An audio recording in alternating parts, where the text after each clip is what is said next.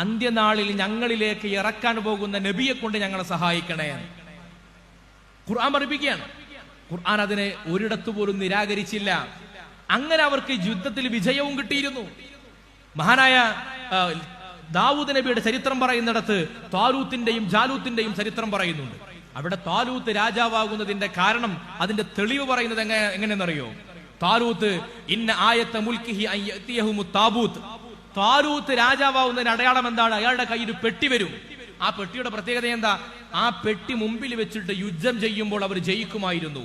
ഫീഹി സക്കീനത്തും മിർ റബ്ബിക്കും, അള്ളാഹുവിൽ നിന്ന് സമാധാനമുള്ള ഒരു പെട്ടി. അപ്പൊ ബനു ഇസ്രായേലുകാർ ആ പെട്ടി മുമ്പിൽ വെച്ച് യുദ്ധം ചെയ്യുമ്പോൾ അള്ളാഹുവിന്റെ സഹായം ഉണ്ടാകും, ഒരു ജയിക്കും. ആ പെട്ടിയിൽ എന്താ പീരങ്കിയാണോ? ആ പെട്ടിയിൽ വെടിയുണ്ടകളാണോ? അല്ല. ആ പെട്ടിയിലുള്ളത് ബഖിയ്യത്തും മിമ്മാ തറക ആലു മൂസാ വ ഹാറൂൻ, ഹാറൂൻ നബിയുടെയും മൂസാ നബിയുടെയും കുടുംബത്തിന്റെ തിരുശേഷിപ്പുകൾ. മൂസാ നബിന്റെ വടി, ആദം നബിന്റെ ചീർപ്പ്, ഇബ്രാഹിം നബി അലൈഹി സ്വലാത്തു വസ്സലാമിനെ പുതപ്പിച്ചിട്ടുള്ള കുപ്പായം, തൗറാത്തിന്റെ കഷ്ണം, ഇതുള്ള പെട്ടി വെച്ചിട്ട് യുദ്ധം ജയിക്കുകയാണ്. അതെങ്ങനെയാണ്?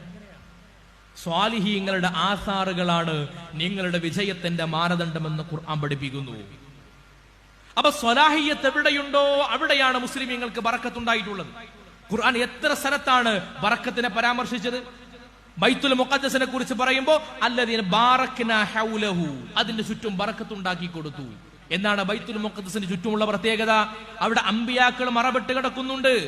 അവരുടെ പാദസ്പർശനം കൊണ്ട് പവിത്രമായ സ്ഥലമാണ്. അതാണ് ബറക്കത്തിന്റെ മാനദണ്ഡം.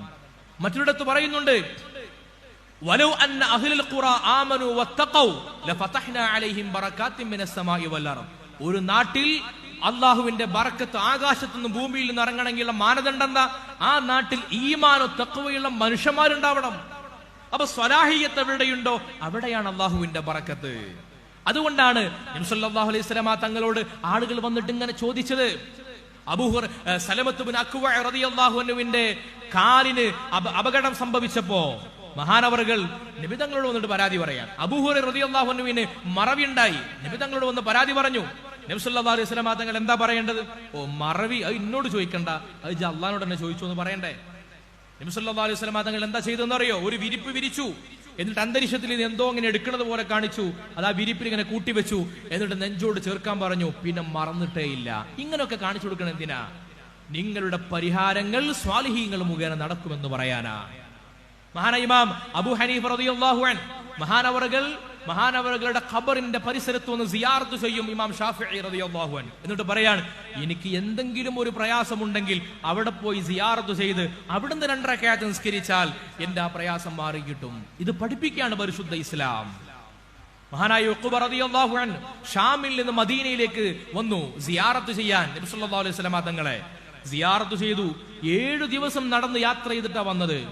സിയാറത്ത് കഴിഞ്ഞ് തിരിച്ചു പോയപ്പോ 2.5 ദിവസം കൊണ്ട് അവിടെ എത്തി. എങ്ങനെ ഈ 7 ദിവസം 2.5 ദിവസം ആയത്? ഇമാം നവവി റളിയല്ലാഹു അൻഹു പറയുന്നു, ബിബറക്കത്തി സിയാറത്തി ഖബ്രി നബി സല്ലല്ലാഹു അലൈഹി വസല്ലം, നബി തങ്ങളുടെ ഖബർ സിയാറത്ത് ചെയ്തതിന്റെ ഫലമായിട്ടാണ്.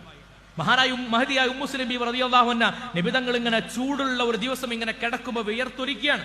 അപ്പൊ ഈത്തപ്പന ഓലയുടെ ഒരു കഷ്ണം കൊണ്ടുവന്നിട്ട് ആ വിയർപ്പ് ഇങ്ങനെ വടിച്ചെടുത്തിട്ട് കുപ്പിയിലാക്കി.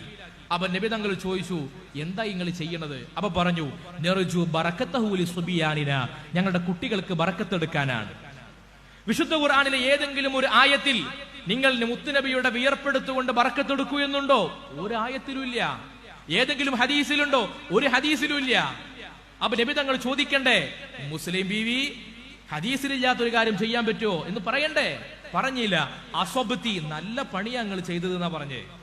അതിന് തെളിവെവിടെ എന്ന് ചോദിക്കണ്ട. കാരണം ഈ കിടക്കുന്നത് അഷ്റഫുൽ ഖൽഖാണെന്ന് ഖൽബിൽ വിശ്വസിച്ചാൽ അവിടെ പിന്നെ എന്തു ചെയ്യണമെന്ന് തെളിവ് ചോദിക്കണ്ട. അതുകൊണ്ടാണ് ഹുദൈബിയ സന്ധി നടക്കുന്ന സമയത്ത് നബി തങ്ങൾ വുളു എടുക്കുമ്പോൾ താഴെ പോയിട്ട് വെള്ളം എടുക്കുന്നു. നബി തങ്ങൾ തുപ്പുമ്പോൾ ആ കഫം താഴെ കൈകൊണ്ട് കോരിയെടുത്തിട്ട് ശരീരത്തിൽ പുരട്ടുന്നു സ്വഹാബത്ത്. ഏതെങ്കിലും ഖുർആനിന്റെ ആയത്തിലുണ്ടോ മുത്തുനബിയുടെ കഫം എടുത്ത് പുരട്ടണം? ഏതെങ്കിലും ഹദീസിലുണ്ടോ? എവിടെയില്ല. പിന്നെ എന്തുകൊണ്ട് അങ്ങനെ ചെയ്തു എന്ന് ഒരാളും അന്നും ചോദിച്ചിട്ടില്ല, പിന്നെയും ചോദിച്ചിട്ടില്ല. എന്തുകൊണ്ട്? വഹാബി സോഫ്റ്റ്വെയർ ഉൽപ്പാദിപ്പിക്കപ്പെടാത്തത് കൊണ്ടാണ്. ആ ചോദ്യം നബിതങ്ങളുടെ കുറിച്ചുള്ള മഹബത്തിനെ ബോധ്യപ്പെടുത്താത്ത ഖൽബിൽ നിന്നും വരുന്ന ഒരു ചോദ്യമാണ്. അതുകൊണ്ടാണ് ഇത് പാടില്ല, ഇത് ബിദ്അത്താണ് എന്നൊക്കെ പറയുന്നത്. ഒരു കാര്യം ബിദ്അത്താണോ അല്ലേ എന്ന് നോക്കണമെങ്കിൽ ഒരൊറ്റ കാര്യം ചെയ്താൽ മതി. നമ്മുടെ നാട്ടിൽ നബിദിനം ബിദ്അത്താണ് പറയാറുണ്ട്, നമ്മൾ നടത്തുന്ന ഓരോ പരിപാടിയും ബിദ്അത്താണ് പറയാറുണ്ട്. ഒരു കാര്യം ബിദ്അത്താകണമെങ്കിൽ പരിശുദ്ധ ഖുർആനിന്റെയോ ഹദീസിന്റെയോ പ്രമാണങ്ങളുടെയോ വെളിച്ചത്തിൽ ഇത് എവിടെയാണ്, ഏത് അടിസ്ഥാനമായ മാനദണ്ഡത്തോടാണ് ഇത് എതിരായി പോയത്? ഇസ്ലാമിൽ 2 തരം നിയമങ്ങളുണ്ട്. ഇതുകൂടി പറഞ്ഞ് ഞാൻ അവസാനിപ്പിക്കുന്നു. 2 തരം നിയമങ്ങൾ. ഒന്ന്, നിങ്ങൾ എങ്ങനെ നിർവഹിക്കണമെന്ന് കൃത്യമായി രൂപം പറഞ്ഞ ഇബാദത്തുകളുണ്ട്. നിസ്കാരം ളുഹർ 4 റക്അത്തേ ഉള്ളൂ. അത് മുട്ടുവേദനയുള്ള 80 വയസ്സ് കഴിഞ്ഞ വെല്ലിപ്പാക്കും 40 ഉള്ളൂ. 18 വയസ്സുകാരനായ 4 ഉള്ളൂ. 18 വയസ്സുകാരനായ ചെറുപ്പക്കാരനും 4 ഉള്ളൂ. വെല്ലിപ്പ ഇങ്ങനെ ഇടങ്ങറായിട്ട് 4 നിസ്കരിക്കുകയല്ലേ, എനിക്ക് ആരോഗ്യമൊക്കെ ഉണ്ടല്ലോ, അപ്പൊ ഞാനൊരു 40 നിസ്കരിക്കട്ടെ എന്ന് പറഞ്ഞാൽ അവർക്ക് ളുഹർ പോലും കിട്ടൂല. അപ്പൊ കൈഫിയത്ത് പറഞ്ഞ നിസ്കാരങ്ങളുണ്ട്, ഇബാദത്തുകളുണ്ട്. ഈ പറയപ്പെട്ട നിസ്കാരം, സക്കാത്ത്, നോമ്പൊക്കെ അങ്ങനെയാണ്. ഇപ്പോ ഒരാൾ ഇങ്ങനെ പറയാണ്, ഞാൻ ഡയമണ്ടിന് ഞാൻ കുറച്ച് സക്കാത്ത് കൊടുക്കട്ടെ. അപ്പൊ സ്വർണ്ണം എന്നൊക്കെ പറഞ്ഞാൽ നിങ്ങൾ നാടന്മാർ കൊടുത്തോളൂ, ഞങ്ങൾ മുതലാളിമാർ ഡയമണ്ടിനാണ് സക്കാത്ത് കൊടുക്കുക എന്ന് പറഞ്ഞാൽ പറ്റുമോ? ഡയമണ്ടിൽ സക്കാത്ത് ഇല്ല, അപ്പൊ കൊടുക്കാൻ പറ്റൂല. സ്വർണത്തിൽ തന്നെ കൊടുക്കണം ഉണ്ടെങ്കിൽ. അപ്പൊ സക്കാത്ത്, നോമ്പൊക്കെ അങ്ങനെയാണ്. എന്നാൽ രൂപം പറയാത്ത ഇബാദത്തുകളുണ്ട്. ഇപ്പൊ നന്മ കൽപ്പിക്കണം, തിന്മ എതിർക്കണം. എങ്ങനെ ചോദ്യം ഉണ്ട് അവിടെ? എങ്ങനെയെന്ന് പറഞ്ഞിട്ടില്ല. അവിടെ ഒറ്റ കണ്ടീഷനേ ഉള്ളൂ, പരിശുദ്ധ ഇസ്ലാമിന്റെ മാർഗങ്ങളോട് എതിരാകാൻ പാടില്ല. അപ്പൊ നന്മ കൽപ്പിക്കണം. അപ്പൊ നമുക്കൊരു നാടകം അവതരിപ്പിച്ച് നന്മ കൽപ്പിച്ചാലോ? അത് വേണ്ട, അത് പറ്റൂല. ആ പ്രവർത്തനം ഇസ്ലാം നിരോധിച്ചതാണ്. അപ്പൊ നന്മ കൽപ്പിക്കണം. സ്റ്റാറ്റസ് ഇടാം, കൂലി കിട്ടും. വോയിസ് ഇടാം, കൂലി കിട്ടും. പ്രസംഗിക്കാം, കൂലി കിട്ടും. ഇതുപോലെയാണ്. എന്നതുപോലെ കൽപ്പിക്കപ്പെട്ട ഒരു കാര്യമാണ് നബി തങ്ങളോട് സ്നേഹമുണ്ടാകണം. അത് പറഞ്ഞതല്ലേ, ലോകത്ത് ആർക്കെങ്കിലും നബി തങ്ങളോട് സ്നേഹമുണ്ടാകണം, നബി തങ്ങളെ കുറിച്ച് സ്നേഹം പ്രകടിപ്പിക്കണം. ആർക്കെങ്കിലും തർക്കമുണ്ടോ? ഒരാൾക്കും തർക്കമില്ല. അപ്പൊ ചോദ്യം, അത് എങ്ങനെ? അത് ഇങ്ങനെ ആകാവൂ എന്നുണ്ടോ? ഇല്ല. സ്നേഹപ്രകടനത്തിന് ഇന്ന രൂപം മാത്രമേ ഉണ്ടാകാവൂ എന്ന് ലോകത്തൊരാളും പറയില്ല. ഇസ്ലാമും അങ്ങനെ പറഞ്ഞിട്ടില്ല. നിങ്ങൾക്ക് ഏതൊക്കെ മാർഗത്തിലൂടെ നബി തങ്ങളോട് സ്നേഹപ്രകടനം നടത്താൻ പറ്റൂ, അങ്ങനെയൊക്കെ നടത്തിക്കോളൂ. ഇസ്ലാമിനോട് എതിരാകാതിരുന്നാൽ മതി. അപ്പോ ഓരോരുത്തരും ഓരോ രീതിയിൽ നടത്തി.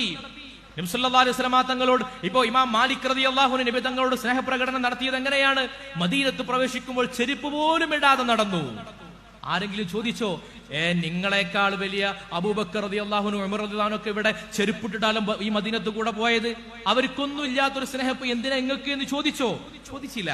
കാരണം സ്നേഹപ്രകടനത്തിന് ഏതു മാർഗവും അവലംബിക്കാം. മഹാനായ നബി സല്ലല്ലാഹു അലൈഹി വസല്ലം തങ്ങളുടെ അടുത്തേക്ക് ഒരു പരാതി വരികയാണ്. മദീനത്തെ ഖുബാ പള്ളിയിൽ ഒരു ഇമാം എല്ലാ വഖ്ത് നിസ്കാരത്തിനും ആ ഇമാം എന്ത് ചെയ്യുന്നറിയോ? സൂറത്തുൽ ഇഖ്ലാസ് ഓതും, വേറെ ഒരു സൂറത്ത് ഓതും. അപ്പൊ നാട്ടുകാർ പരാതി പറഞ്ഞു, നിങ്ങൾ ഒന്നെങ്കിൽ ഇഖ്ലാസ് മാത്രം ഓതുക, അല്ലെങ്കിൽ മറ്റേ സൂറത്ത് ഓതുക, രണ്ടും കൂടി ഓതി ഞങ്ങളെ ഇടങ്ങാറാക്കരുത്. അപ്പൊ ആളുകളുടെ നബി തങ്ങളുടെ അരികിലേക്ക് പരാതി വന്നു. സ്വാഭാവികമാണ്, നിങ്ങളെ ബുദ്ധിമുട്ടിക്കാൻ പാടില്ല. നബി തങ്ങൾ അടുത്ത് ഇയാളെത്തി, ഇയാളോട് ചോദിച്ചു, നിങ്ങൾ എന്തിനാണ് എപ്പോഴും ഇങ്ങനെ ഇഖ്ലാസ് ഓതുന്നത്? അപ്പൊ അയാൾ പറഞ്ഞ മറുപടി, ഇന്നി ഉഹിബ്ബുഹ, എനിക്ക് സൂറത്തുൽ ഇഖ്ലാസ് എനിക്ക് വലിയ ഇഷ്ടമാണ്. അപ്പൊ നബി തങ്ങൾ പറയേണ്ട മറുപടി എന്താ? അതെ, ജിബ്രീൽ വന്നിട്ട് ഇഖ്ലാസ് കൊടുന്നിട്ടുള്ളത് എനിക്കാണ്, ഞാനാണ് നിങ്ങൾക്കത് പറഞ്ഞു തന്നിട്ട്. അപ്പൊ എനിക്കില്ലാത്തൊരു ഇഷ്ടമൊന്നും ഇപ്പൊ എനക്ക് വേണ്ട, മര്യാദക്ക് ഒരു സൂറത്ത് ഓതിയാ മതി എന്ന് പറയണ്ടേ? അതല്ല പറഞ്ഞത്. ഹുബ്ബുക ഇയ്യാഹ അദ്ഖലകൽ ജന്ന, സൂറത്തുൽ ഇഖ്ലാസിനോടുള്ള ആ ഇഷ്ടം നിങ്ങളെ സ്വർഗത്തിൽ കടത്തട്ടെ. അതന്നെയാണ് നമ്മളെയും പ്രതീക്ഷ. നാളെ ആഖിറത്തിൽ ചെല്ലുമ്പോ നമ്മളെ നാട്ടിലെ ബിദ്അകളൊക്കെ ചെന്ന് നബി തങ്ങളോട് പരാതി പറയും. ആ നാട്ടിലെ സമസ്തക്കാർ നിങ്ങളെ പേരിൽ എന്നും മൗലിദ, നിങ്ങളെ മദ്ഹ് ഇങ്ങനെ പറയും, നിങ്ങളെ മൗലിദ് ഇങ്ങനെ നടത്തും, മീലാദുൻ നബി ഇങ്ങനെ നടത്തും. അപ്പൊ നമ്മളെ വിളിക്കും. അപ്പൊ നമ്മളോട് ചോദിച്ചു എന്ന് കരുതുക, നിങ്ങൾ എന്തിനാണ് അതൊക്കെ ചെയ്യണത്? അപ്പൊ നമുക്ക് ഒറ്റ ഉത്തരേ ഉള്ളൂ, നുഹിബ്ബുക യാ റസൂലല്ലാഹ്, നിങ്ങളോടുള്ള ഇഷ്ടം കൊണ്ടാണ് നബിയെ. അപ്പൊ നബി തങ്ങൾ പറയുന്ന മറുപടി എന്താണ്? ഹുബ്ബുക്കും നമ്മളെ പിടികൂടുകയും ട്രഡീഷണൽ ഇസ്ലാമിന്റെ വേരുകൾ മുറിച്ചു കളയുകയും ചെയ്യും. അള്ളാഹു അത്തരം അപകടങ്ങളെ തൊട്ട് നമ്മുടെ സമുദായത്തെ രക്ഷപ്പെടുത്തട്ടെ. നമ്മുടെ തലമുറകളെ നമ്മളെങ്ങനെ ജീവിച്ചോ ഈ തണലിലും ഈ ഒരു ഭംഗിയിലും ഈ പ്രകാശത്തിലും ജീവിക്കാൻ അവർക്കും അള്ളാഹു തൗഫീഖ് നൽകട്ടെ. നിങ്ങൾക്ക് ദുആ ചെയ്യണമെന്ന വസിയത്ത്